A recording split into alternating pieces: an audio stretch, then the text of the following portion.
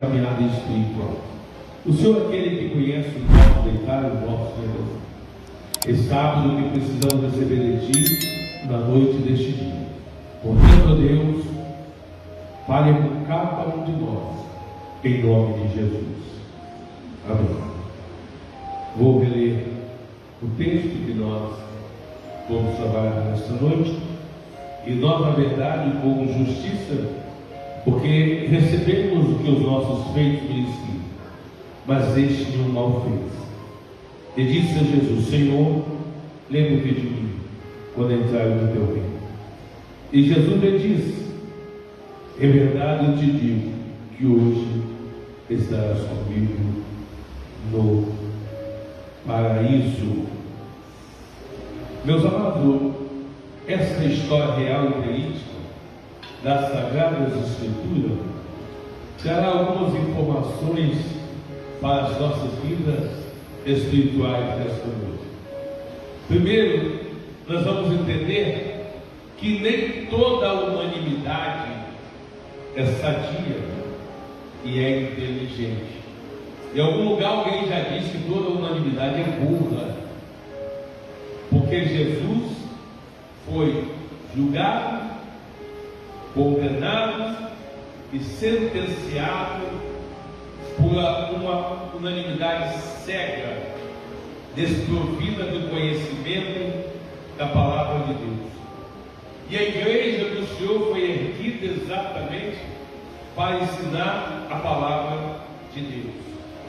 Nós não temos tido aqui a preocupação de transmitir ensinamentos seculares, porque os ensinamentos seculares do reino de Deus é de pouco proveito. O apóstolo Paulo mesmo já dizia que acerca dos conhecimentos seculares que ele teve, serviu de esterco, ou seja, aquele conhecimento serviu para que Deus pudesse crescer na vida dele. Por isso que ele disse que a lei serviu de aio até que ele chegasse a Cristo. Então veja bem, o nosso conhecimento secular, ele é de pouca importância no mundo espiritual, porque as coisas espirituais se discernem espiritualmente. E Jesus, depois de cumprir o seu ministério terreno, 3 anos e 6 meses, e preparar ali 12 apóstolos, 70 discípulos, e no final o seu quantitativo já era de quase 500 irmãos, quando ele agora foi acusado por verdades, foi denunciado por verdades e foi crucificado por verdades, como se aquilo que ele tivesse respondido fosse mentira. Mas para que se cumprisse Isaías 53, era necessário que alguma coisa acontecesse na nação para que Jesus pudesse ser condenado. E o que aconteceu foi que, não achando nenhuma falha em Jesus, não achando nenhuma imperfeição em Jesus, e um dos ensinamentos que ele dava, dizendo ser ele o Filho de Deus, então algumas testemunhas levaram ele até diante do Sinédrio, dizendo que Jesus blasfemava, porque ele dizia ser o Filho de Deus. E quando pergunta para Jesus: tu és o Filho de Deus? E ele afirma: tu dizes. Aí o que acontece? O Sinédrio, composto de fariseus e saduceus, se iraram e disseram: olha, ele está blasfemando. Quem é este homem para dizer que é o Filho de Deus? Então eles ali já sentenciaram Jesus à morte. Só que eles não poderiam executar a morte.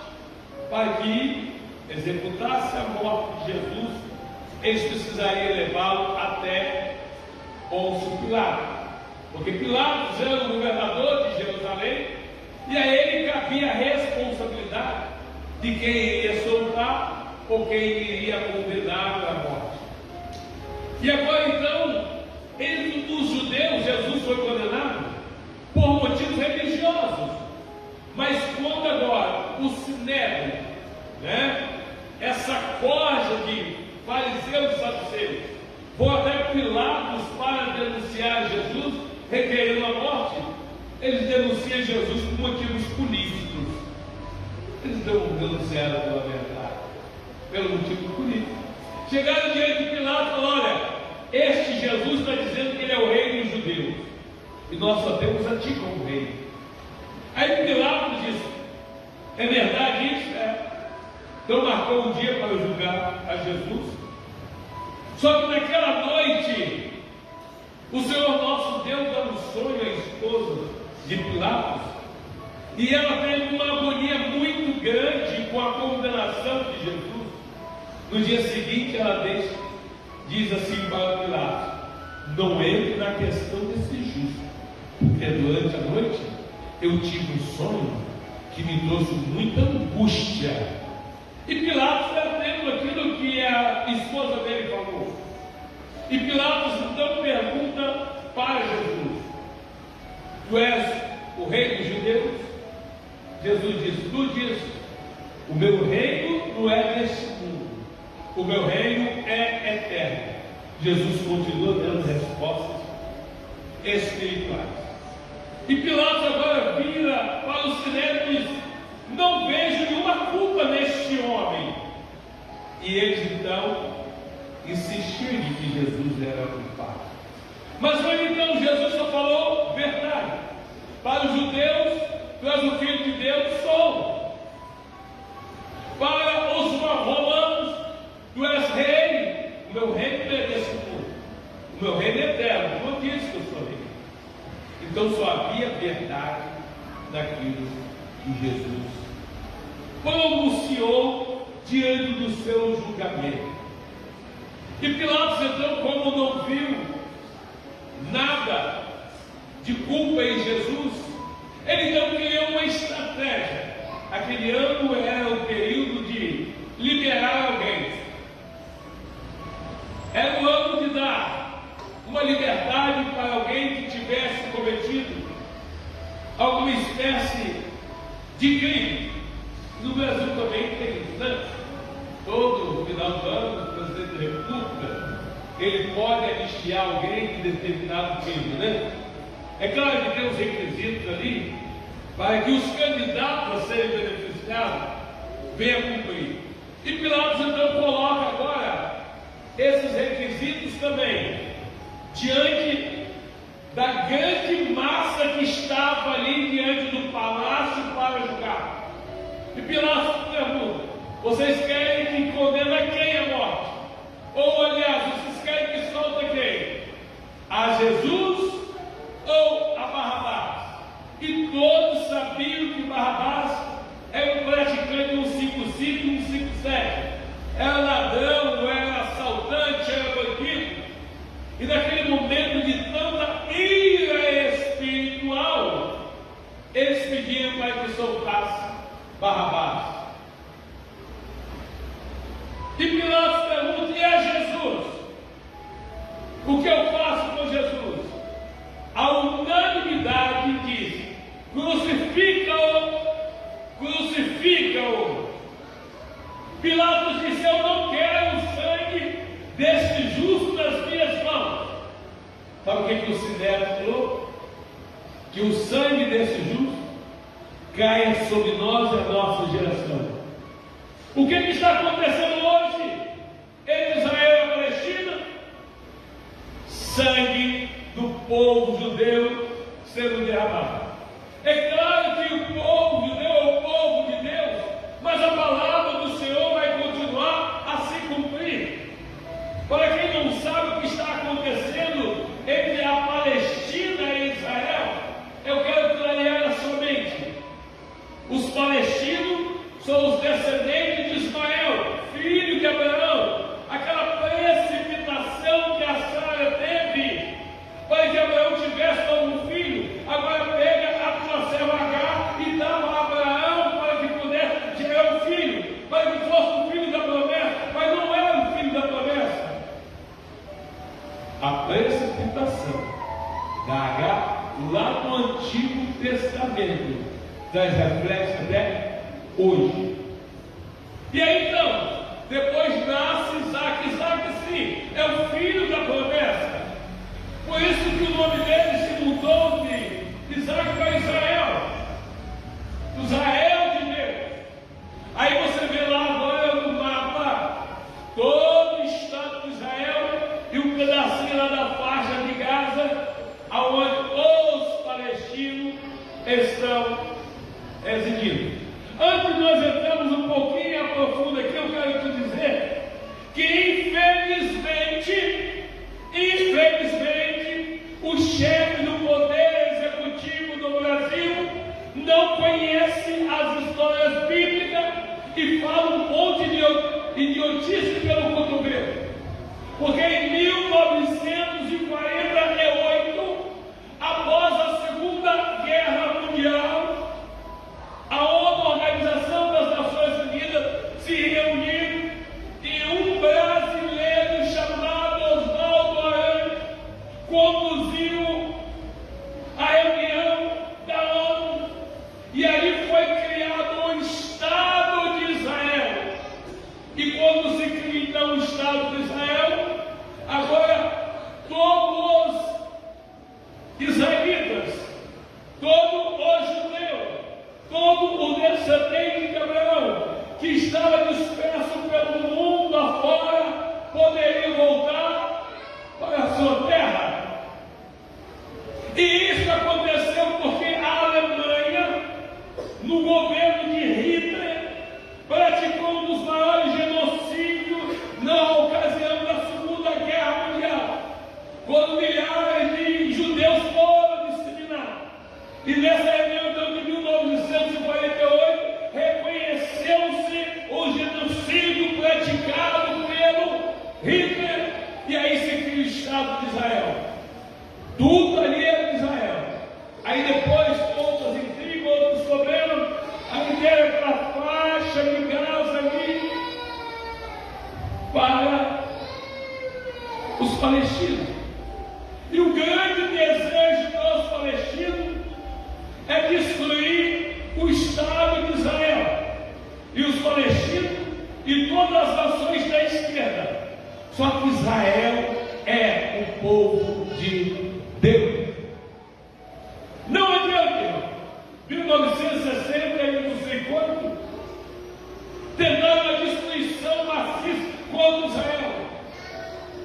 E quando parecia que Israel ia sucumbir, Deus, nós servimos, mandou uma nuvem que cobriu todo Israel, e os adversários não saberiam ou não souberam como atacar Israel. Então Israel tem a proteção de Deus. Quando a Bíblia diz assim, que nós devemos orar por Jerusalém, então nós devemos orar. Deixa aquelas confusões lá, porque naquelas confusões Deus tem o comando dela.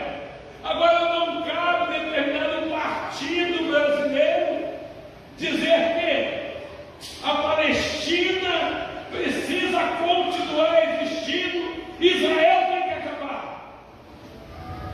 Não cabe determinado presidente do Brasil desconhecer o que aconteceu numa Organização Mundial das Nações Unidas em 1948. Não cabe. Gente, a história está aí. Todo mundo que estudou aí, primeiro, segundo grau, sabe dessas coisas, mas ele não estudou nada. Ele não estudou nada, ele não teve tempo de ir para a escola. O tempo de escola era de mexer com outra coisa, né? Aquelas branquinhas, essas coisas assim, né? Mas irmãos, por que eu estou fazendo e trazendo essa reflexão? Porque isso tem a ver muito com a crucificação de Jesus. Porque é muito fácil sair e crucificar as pessoas sem buscar o motivo pelos quais, se aquela pessoa realmente é culpada ou não. No direito criminal ou penal, tem uma coisa chamada ampla defesa contra a omissão.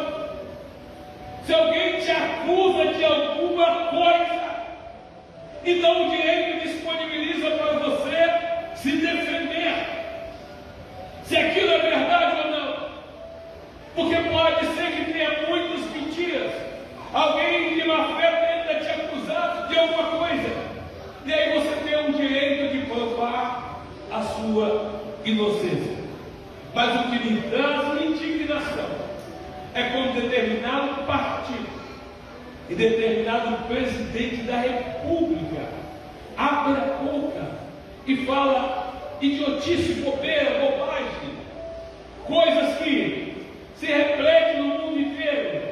Agora vem o consulado de Israel no Brasil e rebate o que alguns, mediante do segundo escalão do governo, estão abrindo a boca para falar. Gente, pelo amor de Deus, que país é esse? Mas vamos lá. O que nós queremos tratar nesta noite é de um grande espetáculo. A Bíblia chama de espetáculo o momento em que Jesus chega agora no lugar chamado Caveiro, e ali crucificam a Jesus no meio de dois ladrões. A Bíblia chama esse cenário todinho de espetáculo, e no final os irmãos vão entender por quê. E quando acontece isso aí, uma multidão foi acompanhar. O povo estava assistindo, mas não falou nada também. Mas Jesus, no momento em que começou a ser crucificado, Jesus disse: Pai, perdoa-lhes, porque não sabem o que fazem. Jesus então estava mostrando que aquela unanimidade ali estava completamente destituída de conhecimento bíblico, porque mataram a Jesus, não conheciam as Escrituras Sagradas, ou não quiseram conhecer as Escrituras Sagradas. E quando por diversas vezes Jesus forçou-os a entender, eles simplesmente ignoraram. Nós somos descendentes de Abraão. E Jesus dizia: mas até dessas pedras Deus pode suscitar filhos de Abraão. João Batista falava a mesma coisa. Então havia uma resistência muito grande em compreender a Jesus como Filho de Deus. Aí o levo agora para a crucificação.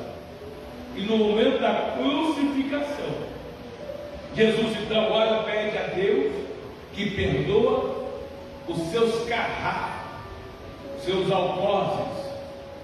Mas passado isso aí agora, vem os príncipes. Os príncipes de Israel estão todos ali assistindo aquela coisa. O povo mesmo não falando nada, mas os príncipes diziam: tu não és o Filho de Deus? Desce agora daí. Ou seja, eles que inventaram calúnias para que Jesus fosse crucificado, e agora que Jesus estava crucificado, eles estavam dizendo: pai, tu é o Filho de Deus? Você não disse que é o Filho de Deus? Desça aí agora. Desça aí agora. Nós temos aí uma sociedade eclética, composta de o povo, príncipe, policiais e ladrões, e o Filho de Deus. Uma sociedade eclética. Mas ali, se a gente perceber direitinho, é um povo sem conhecimento religioso, e o povo que tinha conhecimento religioso, conhecimento bíblico, vergonhosamente estão no verso 49. E todos os seus conhecidos e mulheres que juntamente havia seguido desde a Galileia, estava longe vendo essas coisas. Todos os conhecidos de Jesus, os irmãos, a mãe, tio, primo, os apóstolos, as irmãs, estavam de longe vendo tudo isso. De perto estava toda a sociedade, estava os carrascos ali, o centurião que pregaram Jesus na cruz, estavam os príncipes ali instigando ele, estavam dois ladrões, um a cada lado. de Jesus. E depois que os príncipes começaram a dizer: se tu és o filho de Deus, desce então daí. Você não está falando certo? Desce daí. Agora um dos ladrões chega e diz assim: se tu és o filho de Deus, desça aí da cruz e nos tira daqui também. Você não está falando que você é poderoso? Você não está falando que você é o filho de Deus? Desça então e nos tira daí também. Meus irmãos, as pessoas que tentam nos crucificar, elas fecham os olhos para a verdade. E vai aquele banco de Maria, vai para o coração, começa a falar aquilo que outras pessoas estão falando. Não procura a veracidade dos fatos para saber se verdade estão. Vamos dizer ontem, aqui na lojinha do pastor Taro, aí apareceu um rapaz ali, que foi conosco lá no batismo, o Felipe, que é amigo dos meninos, e chegou ali indignado, porque ele estava vindo em determinado lugar, e determinada pessoa começou a falar mal de mim. Ele disse para mim: a pessoa é crente. Ele disse: olha, você deveria tomar vergonha na cara, porque você é servo de Deus e só vive falando mal da vida dos crentes. Deus vai te pegar, vai arrancar essa língua sua. Aí outras pessoas que estavam ali disseram para o Felipe, até que enfim alguém falou a verdade desse cara, que ele só vive falando a verdade, o chip dos outros. Quando o Felipe veio falar para mim, falei: Felipe, eu não tenho a preocupação de quem fala mal de mim, porque se falaram mal de Jesus, se falaram que Jesus tinha demônio, por que não vai dizer de mim ou de nós? Não pode haver verdade naquilo em que falam mal de nós. E o Senhor nos instrui com a palavra para que a gente não entre nesse tipo de debate. Ele disse assim: quando nos injuriarem e mentirem, disserem todo mal contra vós por minha causa, alegrei e exaltai, porque grande é o vosso galardão no céu.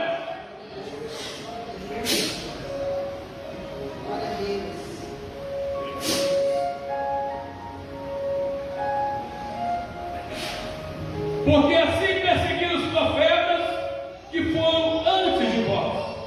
Então nós, o povo do Senhor, que conhecemos as verdades das Sagradas Escrituras, em hipótese alguma devemos nos preocupar com aquilo que fala mal de nós. A nossa preocupação é sim, vivemos em santidade diante do Senhor, porque sem a santidade ninguém chega lá no céu. E eu dei um exemplo para ele. Eu falei: olha, Felipe, quando eu vim aqui para o Padre Gabriel, e o pastor Eduardo sabe muito bem disso, né? O pastor Eduardo, a pastora Maria, os obreiros mais antigos, a irmã Marilene também vai lembrar disso. Acho que poucas pessoas daquela época, né? Eu tinha uma moto, e aí eu vinha de moto lá para cá, tá certo? E voltava. Determinadas pessoas aí em cima, não sei nem como chegava as drogas naquela época aqui, porque não tinha água encanada, não tinha energia elétrica, não tinha nada. Tinha o tal do Juarez, que tinha um jumentinho, que pegava lá aqueles postos e levava lá para cima do pessoal e ganhava por isso, né? Os mais antigos aqui lembram disso de lá. Irmã Alessandra também lembra muito bem disso, né? É raiz aqui, né? Mas aí então determinada pessoa disse que eu estava trazendo droga para o Padre Gabriel para vender. Eu nem sabia disso. Falava lá de cima. Quando foi um dia, 3 horas da madrugada, veio uma família inteira na minha porta aqui e me acordou e me deu um susto. O que foi? Aí a mulher dizendo: pastor, olha por que eu estou correndo. O meu coração está acelerado. Eu falei: pai, eu oro, você entra para cá, mas está acontecendo. E eu quero te pedir perdão, pastor. Mas você quer pedir perdão por quê? É porque eu que fico falando aí em cima que o senhor que traz droga para o Padre Gabriel. Quando você fala isso, fala. Eu nem sabia. Tua mãe estava prestes a morrer. conhece Jesus? Eu e toda a minha família somos desviados da casa do Senhor. Você quer voltar para Jesus agora? Porque se você morrer, você pode estar. Quero sim. Aí voltou para Jesus naquele dia, e foi uma bênção, não morreu, o coração, as batidas normalizou, tá certo? E depois que normalizou as batidas do coração, aí, durante a semana, a família todinha passou a reunir conosco. Tinha quase uns 20 pessoas, muita gente, dizendo que não tem ninguém deles ali mais. Porque um dia, eles queriam fazer um aniversário de 15 anos de uma menina. Falei, a igreja tem portas abertas com isso. Porém, a menina com 15 anos queria namorar com um rapaz descrente. Eu falei, não, na nossa igreja não, mas na nossa igreja não. Aí todos eles se rebelaram e saiu todo mundo de uma vez só. Só que ao sair todo mundo de uma vez só, aí, passados 2, 3 meses, um dos casais dessa família, que a cerimônia foi feita aqui na igreja, mas era muito lindo. Aí o rapaz matou o outro ali, no pátio da igreja católica. Começou a miséria da família, e foi indo. Depois outro filho dele foi assassinado em Campo Grande, se envolveram na droga, naquilo que lhe acusaram e eu não praticava, se envolveram na droga e acabou por aí afora todo mundo aí. É coisa da vida. Mas continuemos. Aí agora então, aquele outro ladrão, eu costumo dizer que ele está na esquerda, porque as misérias vêm do povo lá da esquerda, com exceção do nosso público aqui, viu? Com exceção do nosso público aqui. As bênçãos estão sempre à direita. Mas aquele ladrão, que no meu entendimento estava à esquerda, começava a dizer: se tu és o Filho de Deus, desça da cruz e tira nós daqui também. Aí o outro que era do meio, né, que estava na direita, né? Estava do lado direito. Ele diz assim: tu não temes a Deus, estamos na mesma condenação que ele. Nós, por verdade, estamos aqui porque nós praticamos os crimes, mas esse justo nenhum mal praticou. E quando nós temos uma sociedade assistindo aquilo ali, de boca fechada, e quando nós tínhamos os filhos de Israel blasfemando dele, dizendo: se tu és o Filho de Deus, desce da cruz. E quando nós temos também os soldados blasfemando dele, dizendo: tu não és o rei dos judeus, desce daí da cruz agora. Quando nós temos um outro ladrão dizendo: tu não és o Filho de Deus, do Cristo, desce da cruz e tira nós daqui também. Quando nós temos agora aqueles que conhecem a verdade, que é os familiares de Jesus, que é os amigos de Jesus, que é os apóstolos que estão assistindo, mas no meio de tudo aquilo ali, no meio de toda aquela multidão, um ladrão justo. Olha que contradição. Um ladrão justo. Por que eu digo que ele é justo? Porque só entra no céu justo.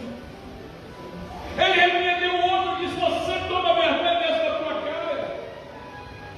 Você está falando de Jesus, nós estamos na mesma condenação que ele. Só que nós praticamos, e é justo que nós paguemos por isso, mas a ele nenhum mal fez. Aí o que acontece? Ele vira para Jesus dizendo: lembra de mim quando estiver no teu reino.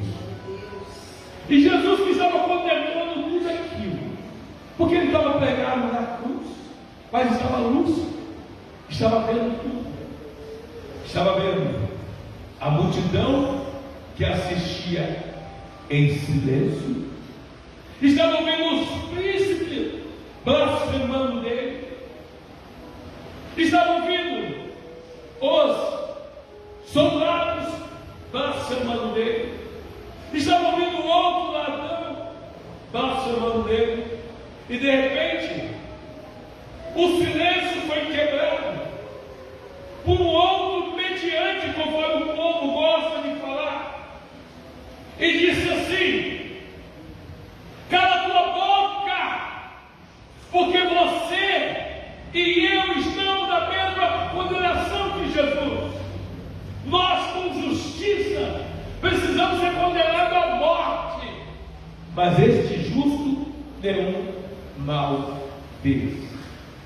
Ele viu então para Jesus, quebrando o silêncio dele: Senhor, lembra-te de mim quando estiveres em teu reino. E parece ver Jesus agora, levantando a sua cabeça, olhando para a direita, que a direita é o lado bom, né? Olhando para a direita. Quando eu falo direita é o lado bom, não é por causa do nosso culto, não. É por causa da gravação, porque eu sei que vai para o YouTube. E lá o povo sabe diferenciar direita e esquerda. Sabe do que nós estamos falando. O povo não é bobo, não. Jesus então olha para a direita, que é o lado bom.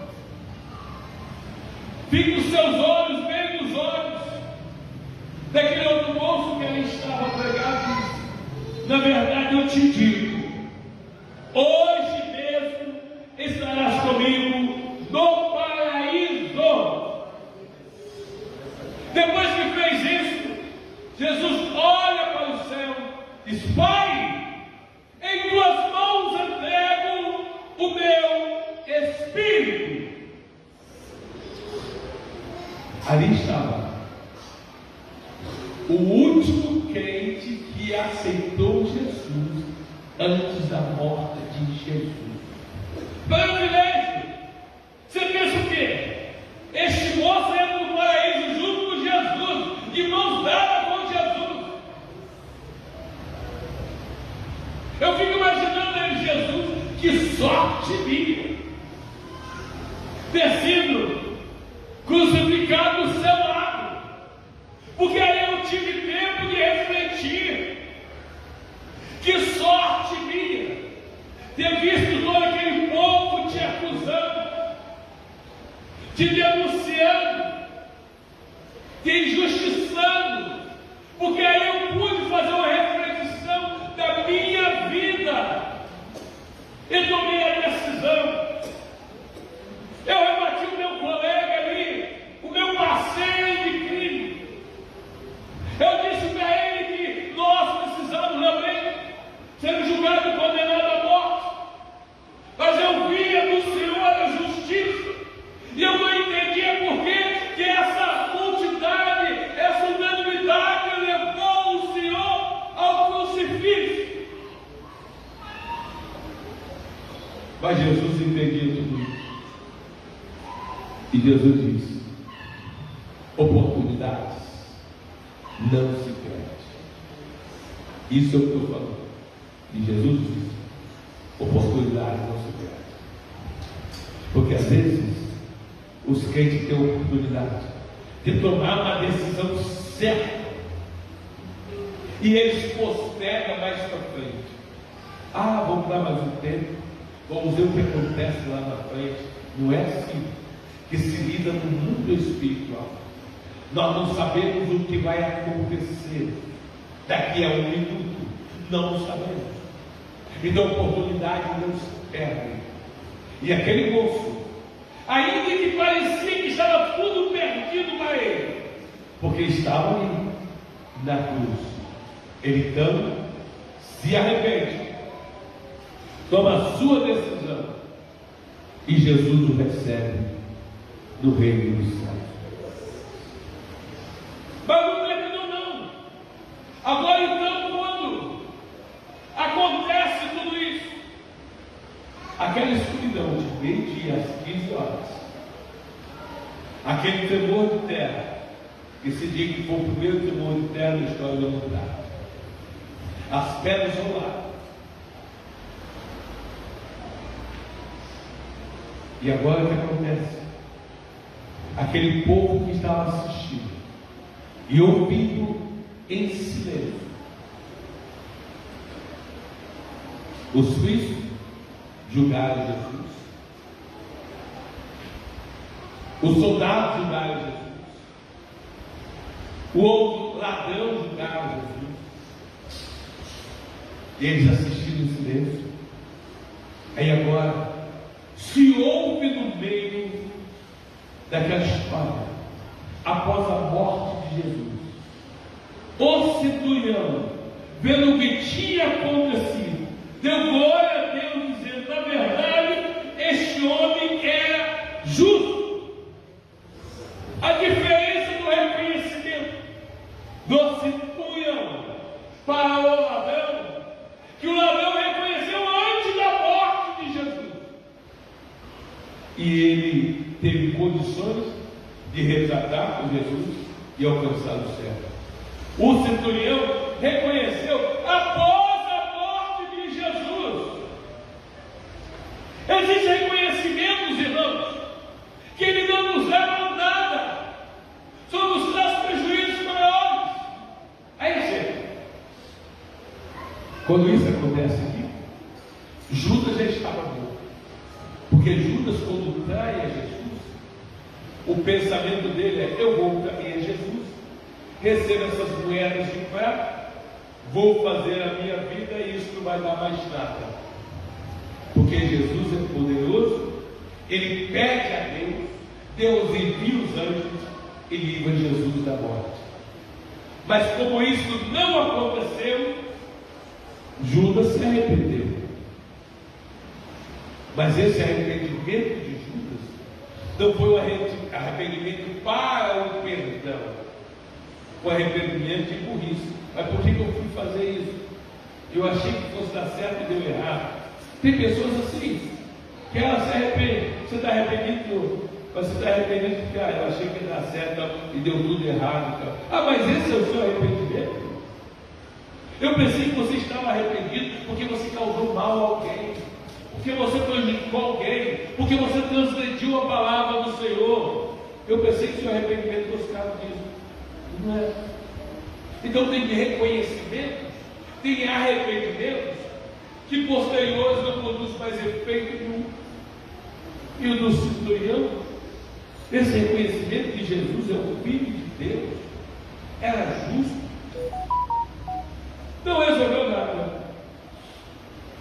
E toda a multidão que se ajudava a este espetáculo, assistiu o espetáculo, ouviram tudo, em silêncio, e não fizeram nada. Agora, quando termina aí, eles voltam, vendo o que havia acontecido, voltaram batendo no peito. Que idiota a gente foi! Como que nós concordamos com esse tipo de coisa? Por que nós tomamos essas decisões?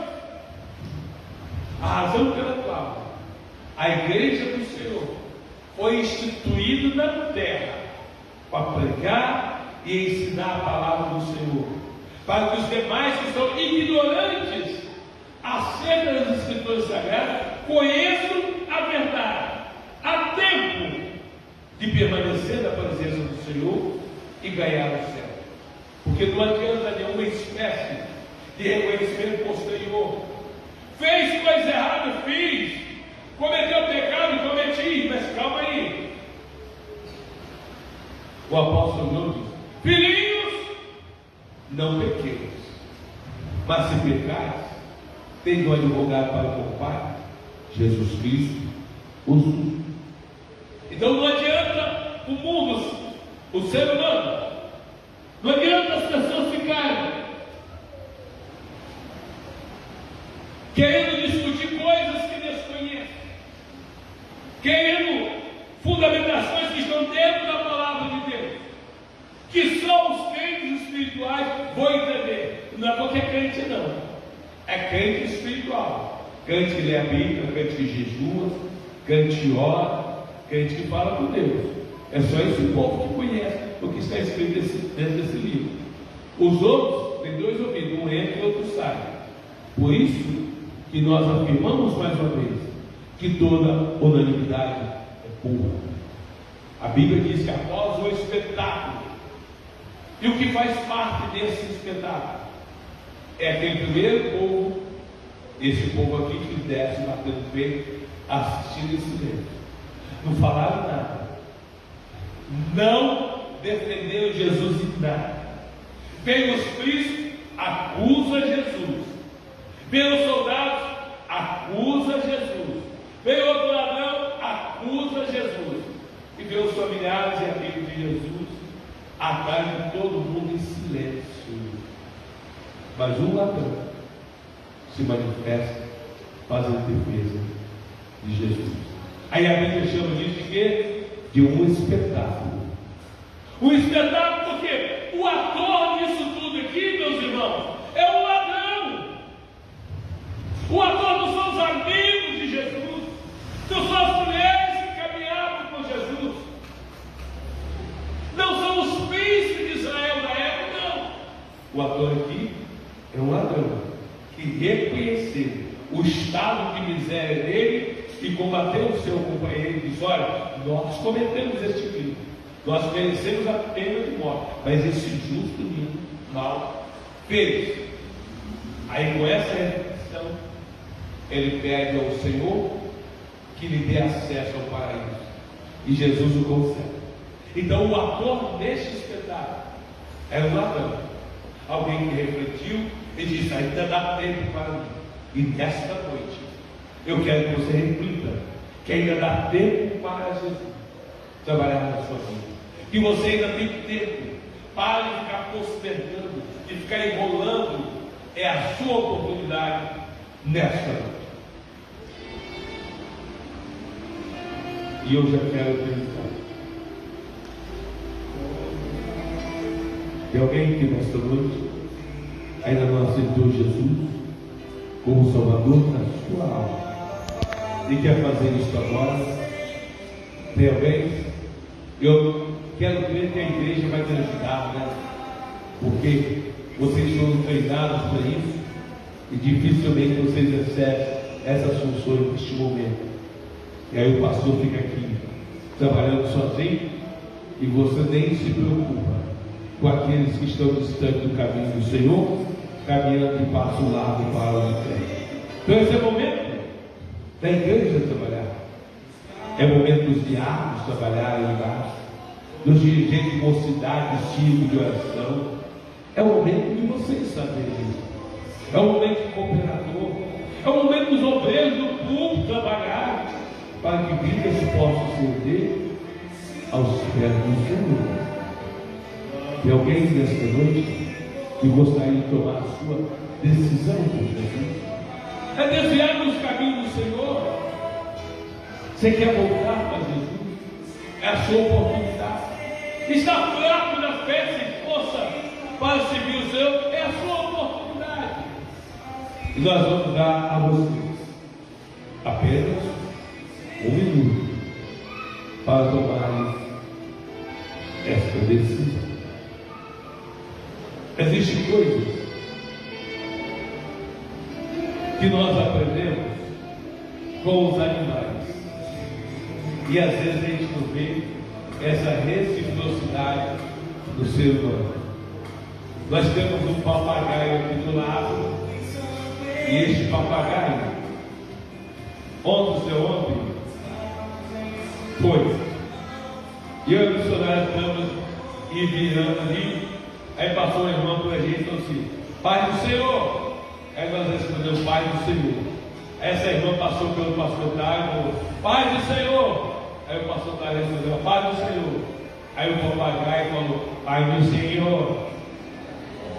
Então, como que o papagaio pode entender e o ser humano não entende? Você que não tem Jesus, você corre um risco muito grande de morrer e ir para o inferno, porque você já conhece a verdade. Vocês deveriam tomar esta decisão na vida de vocês. E não é porque a gente quer isso para você. Você precisa querer morar no céu. Ah, mas eu estou muito jovem ainda. E quem te disse que o céu é asilo de velho? Quem te disse? O céu não é pessoa jovem. Né, pastor? Esperar ficar velho depois ir para o céu? Que garantia você vai ter que você vai ficar velho, viver muitos anos na terra? Você não sabe disso. Vamos lá, vou contar o seu minuto agora, tá? Que eu ainda não vou. Vamos. Tem passado, momentos tem chorado. Lembra que eu falei um dia desse aí com os irmãos? Que tem gente que ele vai chorar muito aqui na igreja. Aí não vai acontecer, filho. Isso não acabou não, vai acontecer aqui. Quando o seu minuto foi embora e você continua perdido, sem Deus e sem salvação, e não pode morrer, porque se tu morrer do jeito que está, você vai para o inferno. Aí você vai saber que o inferno realmente existe, da ponta de carochinha, como você acha que é. E aí acabou. Depois que morreu, não dá para voltar aqui mais não, para aceitar Jesus, hein? Morreu, acabou. E quero convidar os irmãos que precisam de oração para a vida espiritual de vocês.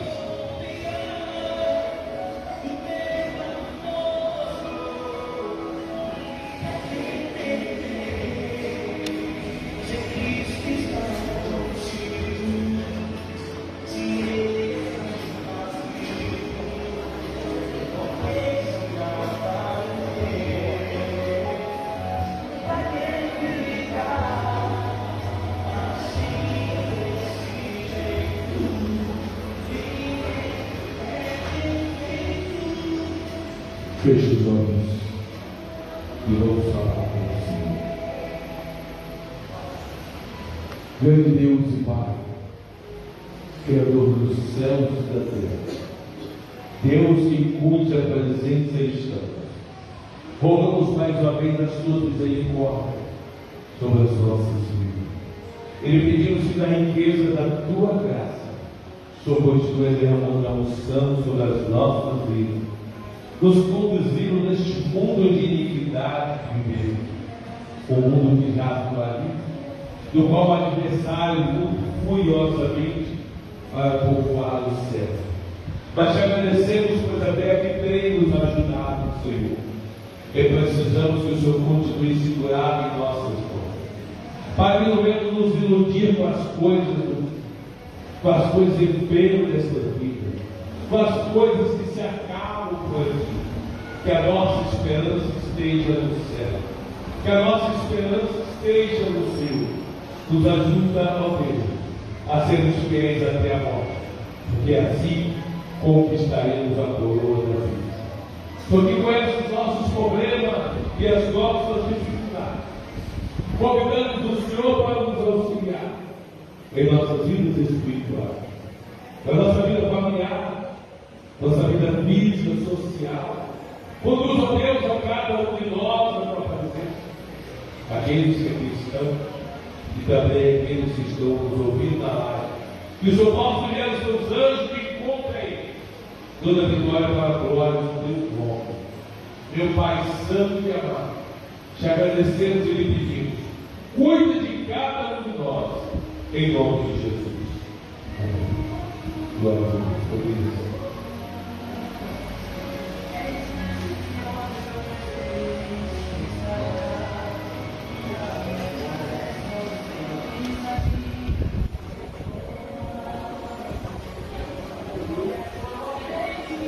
Pai de Deus, os adolescentes querem explicar de Deus.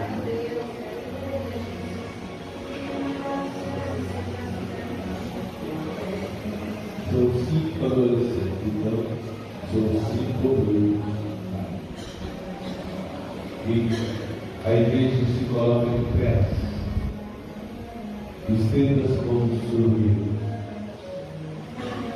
Repita-se comigo, vocês fecham os olhos de vocês. todos os dias, diz assim: Senhor Jesus, perdoa os meus pecados, me ajuda a me servir, e escreve no povo, no livro da vida. Coloca o teu Espírito Santo na minha vida e me ajuda a vencer. Os obreiros cantores vão orar por ele.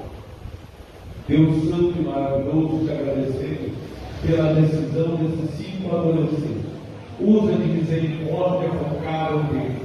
Adolescentes são um momento crítico na vida do ser humano. E esses estão tomando a decisão de aceitar a Ti como Senhor de suas vidas. Que o Senhor possa de fato colocar o Teu Espírito Santo na vida de cada um deles e ajudar a caminhar em Tua presença. Senhor, tenha compaixão de cada um deles e dê-nos a vitória para a glória do Teu nome. Assim lhe pedimos, ó Pai, em nome de Jesus. Amém. Pelo Espírito de êxito, a irmã Lia pode levar eles ali na salinha e bate um papo com eles e convida eles para o próximo culto. Pelo Espírito de êxito, agilidade, viu? Ali é o pastor Tário, lá é o pastor Tário, o pastor Tário, o pastor Tário. Aí outra coisa? Então vai, leva os outros para lá enquanto o pastor Tário ora por isso.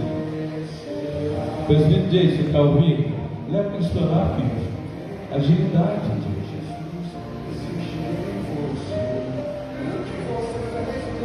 evangelista deles é lá. Aqui o pastor Tário está orando outra coisa. Sem no tumulto não. Ajude. Isso. Desde quando chegar lá, se for preciso, o pastor Tário vagar também e dê continuidade lá. Amém? Glórias a Deus. Bom.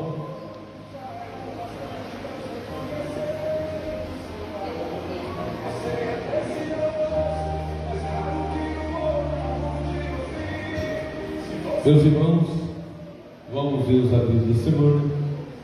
2 diáconos expert ali, trabalhando e colhendo as ofertas e dias para a obra do Senhor. Terça-feira, culto de oração às 19 horas, sabendo que terça-feira também é dia de consagração. Quarta-feira, ensaio círculo de oração e mocidade às 19h30. Vou ensaiar junto? Sim, né? Então, da quarta, ensaio da mocidade e do círculo de oração juntos. Quinta-feira, culto da unção. Sexta-feira, nosso círculo de oração das 15 às 18 horas. Graças a Deus, os últimos círculos de oração aqui está sendo uma bênção, certo? Eu vim aqui na terça-feira passada, tive a oportunidade, tinha uns 14 irmãos aqui. Na verdade, foi sexta, desculpa, na multidão das palavras instrutíssimas. Aí na sexta-feira tinha bastante irmãos aqui, continue vindo, certo? Essas irmãs preguiçosas que moram por aí, que não faz nada nesse horário das 15 às 18 horas da sexta-feira, venham para cá. Esses irmãos que na sexta-feira esse horário estiver disponível também, venham para cá, porque assim orando a gente vai conquistar as vitórias das nossas vidas. Na sexta-feira, às 22 horas, é a nossa vigília. Então sexta-feira é dia de bênção, né? Sábado, a mocidade irá visitar no Bambuzal às 19h30. Vamos sair daqui de frente à igreja. No sábado, a mocidade vai fazer uma visita. Vamos sair daqui às 19h30. Domingo, 8 horas da manhã, escola bíblica dominical. Às 19 horas, culto público e Santa Ceia no domingo. Bom? Esses são os nossos avisos. Nós vamos agora orar. Agora precisa saber Jaconesa Carol, pergunta aí o presbítero Diego se ele vai receber realmente a oração hoje de novo, porque a mulher dele manda nele, está dando ordem. Está dando ouvido não, viu gente?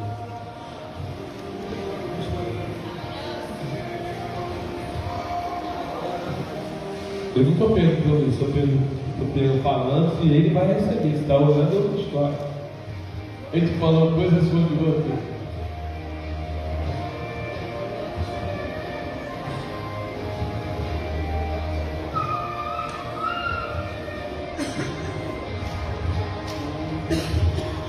A igreja se coloca de pé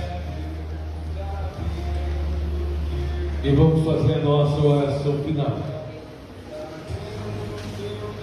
Quero convidar aqui o pastor Gesiel, ele que gosta de desembolar essas coisas, né? Vamos fazer essa oração final, nos despedindo com a bênção apostólica.